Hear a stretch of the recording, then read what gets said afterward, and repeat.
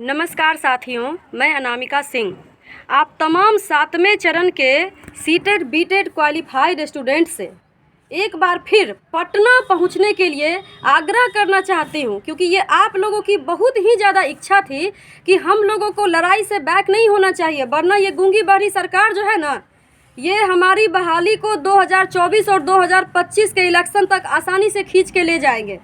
तो अब आप लोगों को भी ये जानकर बहुत खुशी होगी कि हम लोग फिर से अपनी रणभूमि की ओर प्रस्थान करने के लिए बहुत ही बेसब्री से इंतज़ार कर रहे हैं। और मैं तमाम अभ्यर्थियों से भी यही एक्सपेक्टेशन रखती हूं कि आप लोग भी अपनी रणभूमि में आ करके और इस रणभूमि की शोभा को एक बार फिर से ज़रूर बढ़ाएंगे, क्योंकि ये सरकार हम लोगों को 3 साल से बरगलाने का तो काम कर ही रही थी। अब हम लोग चौथे साल में एंट्री मारने वाले हैं और 3 साल में रामायण काल में भी आप लोग देखे होंगे कि भगवान राम जी का पेशेंस जवाब दे गया था। वो भी 3 दिन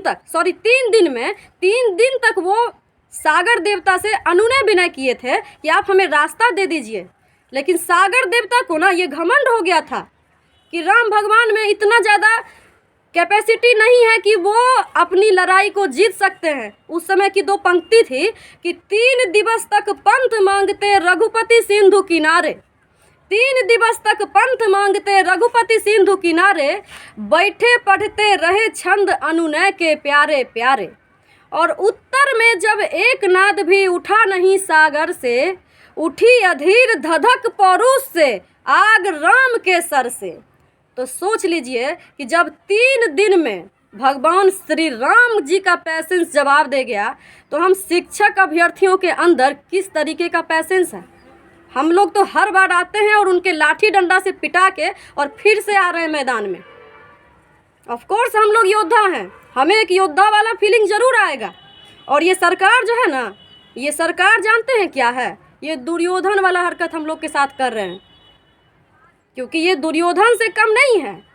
इनके लिए और क्या बोला जा सकता है।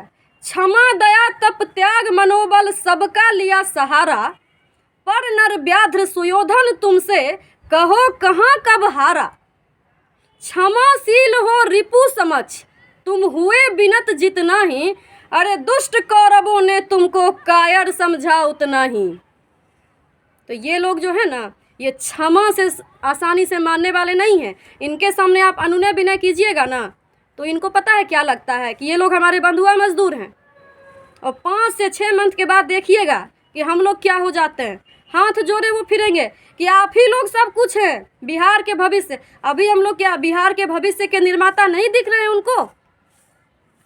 हम लोगों को अपना ताकत उन्हें दिखाना है, और वो देख करके जब उन्हें ऐसा लगेगा ना कि हाँ हमारा वोट बैंक खिसकने का डर है, उसके बाद देखिएगा कि कैसे उन लोगों के द्वारा विभाग में काफ़ी तेज़ी से काम करवाया जाएगा। अभी तक उनका जो नियमावली का मैटर है ना, वो सॉर्ट आउट नहीं हो रहा है, लेकिन ये आप तमाम अभ्यर्थियों का संख्या बल ही ये डिसाइड करेगा कि बहुत जल्द कुछ होगा, या फिर आप तो जान ही रहे बहालियाँ तो देना ही है इन्हें। इलेक्शन बेस्ड बहालियाँ तो ये देंगे ही 2024 और 2025 को ध्यान में रखते हुए। लेकिन हम अभ्यर्थियों के दुख दर्द को कौन समझ सकता है। जिनको हम चुनते हैं वो ही हमें धुन देते हैं, जिनको हम चुनते हैं वो ही हमें धुन देते हैं। चाहे शिक्षा विभाग के आला अधिकारी हो चाहे नेता, दोनों कहाँ हमारी बात सुनते हैं। और ख़ास करके ये शिक्षा विभाग के जो अधिकारी हैं ना, ये देश और राज्य को बदलने का हिम्मत लेकर के विभाग संभालते हैं, और जैसे ही इनको विभाग मिल जाता है ना, ये दामाद सा हरकत करने लगते हैं। आप जाइएगा ना, ये आपसे मिलना भी नहीं सोचते हैं कि नहीं नहीं इनसे मिलने की हमें कोई आवश्यकता नहीं है। एक बार फिर आप लोगों के पास सुनहरा मौका है कि आप सरकार को अपना शक्ति दिखाइए और उन्हें दिखाइए कि हम 7वें चरण के अभ्यर्थी जो हैं, हम लोग जिंदा हैं।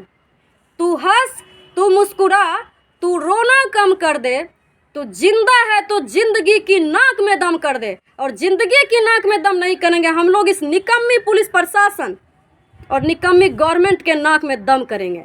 जय हिंद, जय शिक्षक अभ्यर्थी।